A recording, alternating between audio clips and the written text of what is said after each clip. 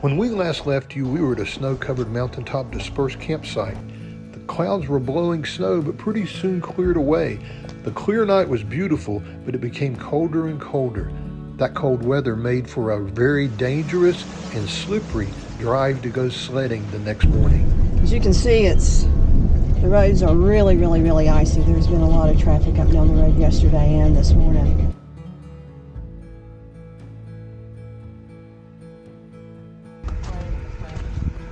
No, this isn't what we hoped to have happen today, but these guys are coming down this really icy curve as we were going up. And we actually got turned around 180, and our brand new van now needs some work.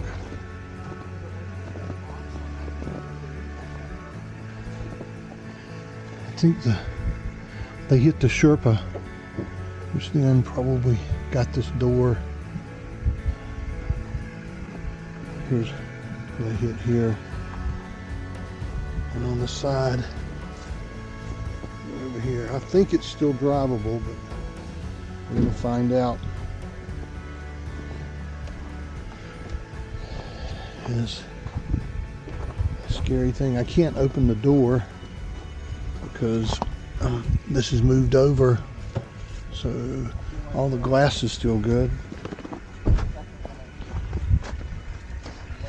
What should we do? Don't know. Well, on ice, there's not a lot you can do, is there? It was not a very pleasant feeling to spin around. Thought we'd made it out. We spun 180. It was a scary thing doing that. Where we hit the first time when we spun backwards was a trailer hitch, so we were actually okay at that point.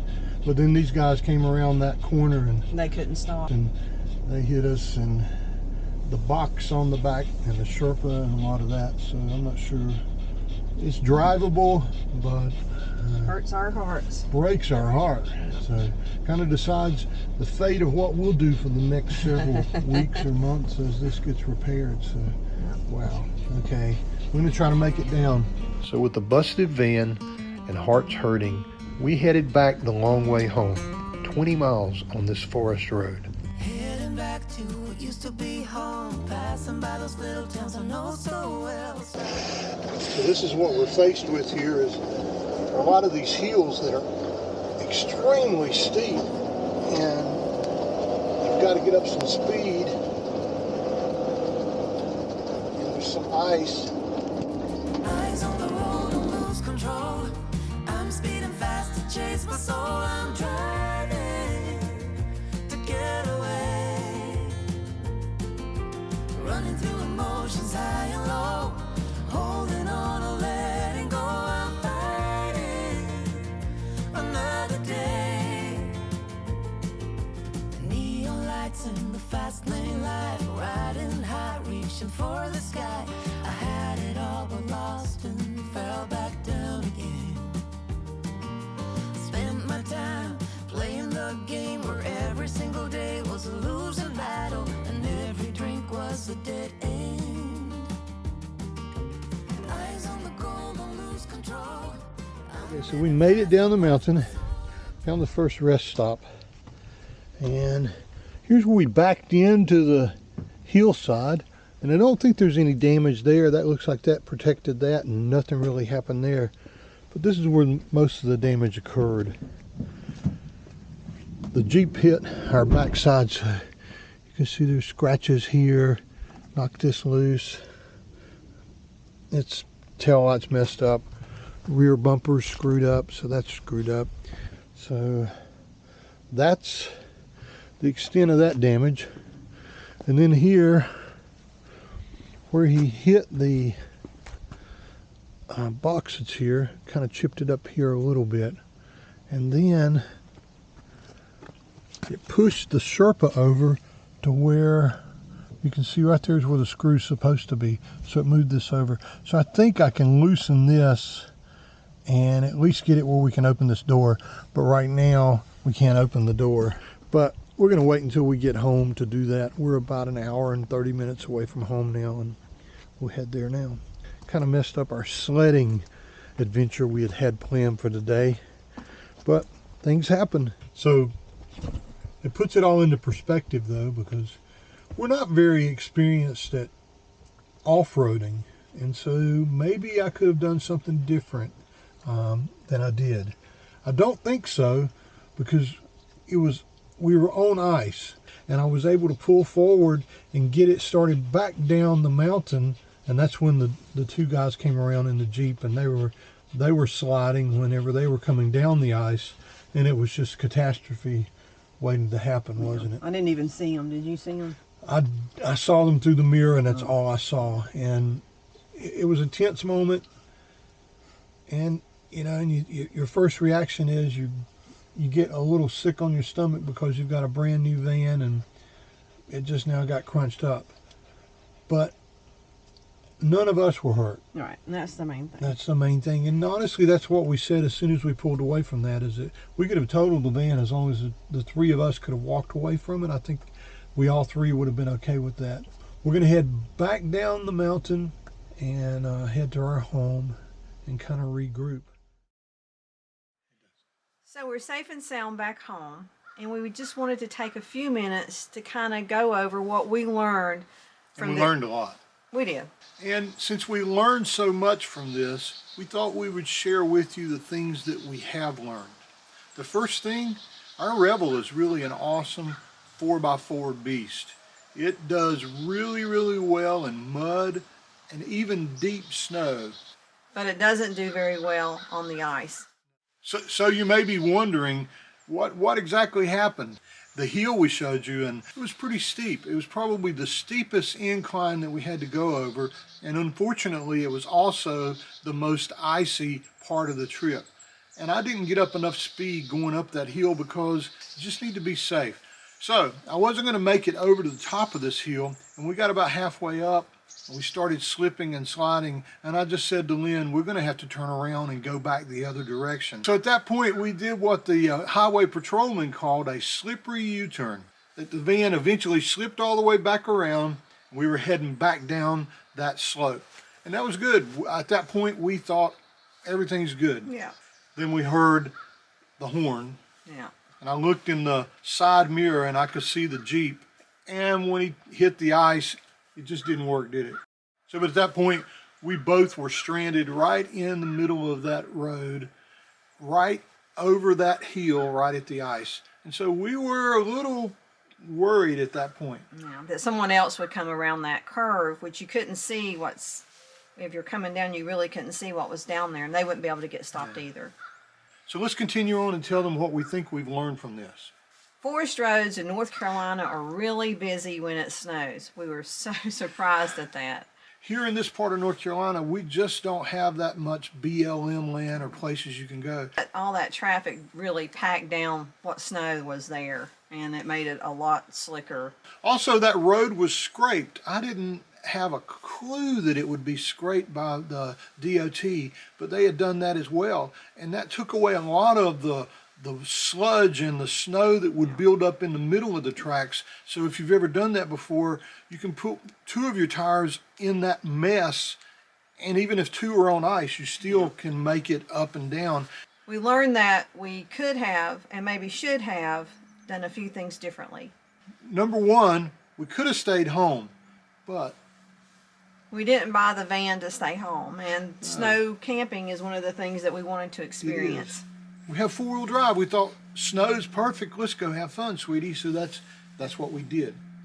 Number two, we could have stayed at our campsite until the middle of the day when it warmed up. And it did warm up into the upper 30s and lower 40s at some parts of that mountain later on that day.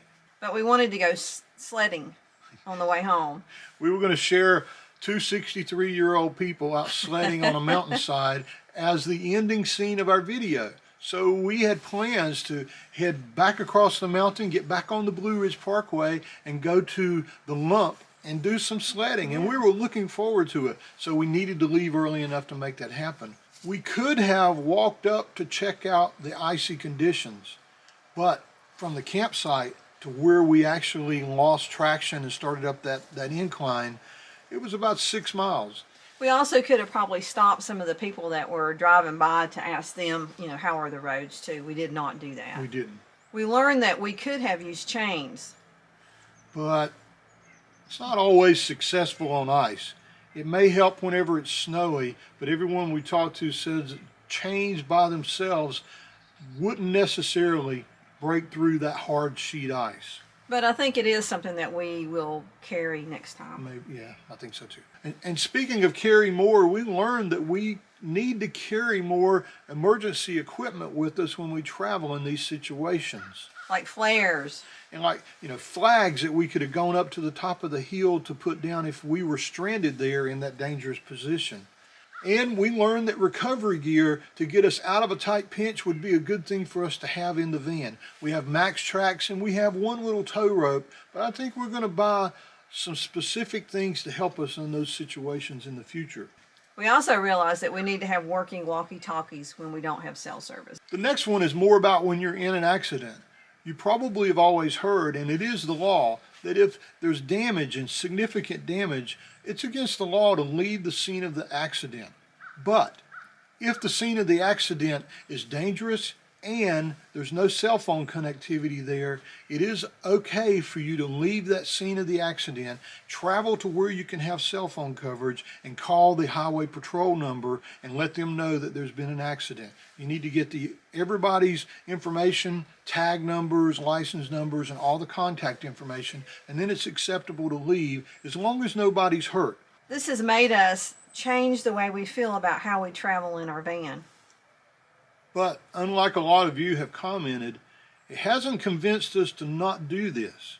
We made a conscious decision to spend the next 2 years in a vehicle that's a lot smaller than we've ever had, going to places that we could never go to before, and seeing those before we're too old to actually be able to enjoy it. And seeing places like we just visited, even though we had the accident, it's part of that plan. And this made us change our mind about a few things, but it didn't talk us out of doing it, did it? No. A lot of people have asked, where do we stand right now as far as the vehicle?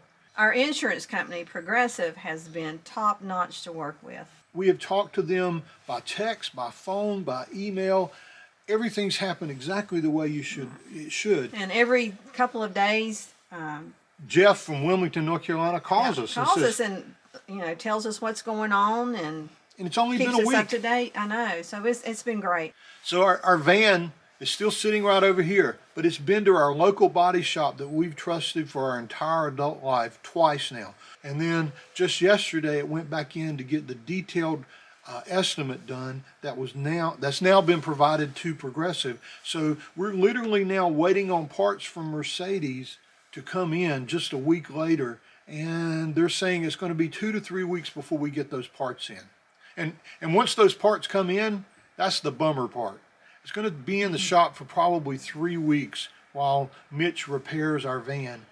And we want it done right. We don't mind the 3 weeks. But I got to tell you, it has been many years since we've not been camping somewhere in a 3-week period of time. Right. I'm going to have withdrawals. That's going to be really good. We may go tent camping during that time. I don't think so. We don't have a tent. We're not going to go buy one. The good news is the van is drivable. So we're going to take a short trip. Even though it's not the trip that we were planning on taking. All along, we've been planning to leave in January and head to the southwest area of the United States, climb up on some mountains and get in some deserts and get on some dirt roads and really enjoy the Revel the way we know we will. But since it's going to take 3 weeks for it to be repaired, that's not going to happen. Which leads us to this.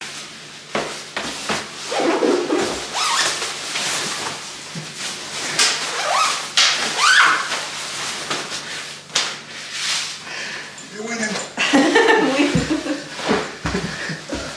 I won. Warmer weather, here we come.